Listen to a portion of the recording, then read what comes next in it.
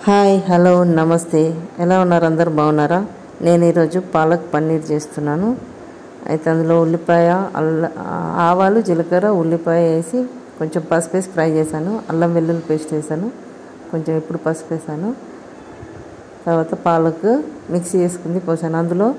కొంచెం కొబ్బరి కాజు పాలకూర కొంచెం నీళ్ళు వేసి ఉడికించి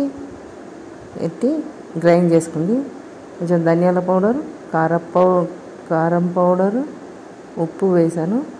కొంచెం ఉడికిన తర్వాత పన్నీర్ ముక్కలు వేసాను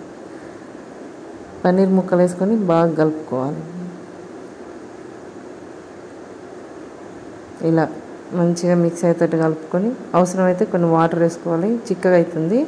వాటర్ వేసుకొని మంచిగా ఉడకబెట్టుకోవాలి పన్నీర్ కూడా ఉడకాలి నేను పన్నీర్ ఫ్రై చేయలేదు ఫ్రై చేస్తే అంత ఉడకాల్సిన అవసరం లేదు పచ్చిది వేసాను కాబట్టి కొంచెం ఉడకాలంటే కొంచెం వాటర్ వేయాలి కొంచెం వాటర్ వేసుకొని మంచిగా ఉడికేసిన తర్వాత కొంచెం ఫ్రెష్ క్రీమ్ ఇది ఇంట్లోనే చేశాను నేను ఫ్రెష్ క్రీమ్ వేసుకొని కాసేపు ఉంచుకొని దింపేసుకోవాలి ఇప్పుడు పాలక్ పన్నీర్లోకి ఏం బాగుంటుంది ఇది బగారా కానీ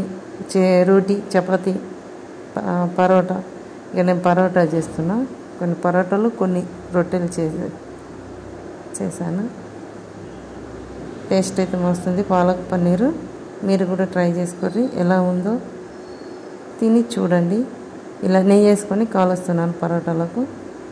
నెయ్యి వేసుకొని కాలుసుకుంటే చాలా బాగుంటుంది ఓకే నచ్చితే లైక్ చేయండి షేర్ చేయండి సబ్స్క్రైబ్ చేయండి మై ఛానల్ బాయ్ ఇది చపాతీ రోటీ చేశాను ఓకే బాయ్ సబ్స్క్రైబ్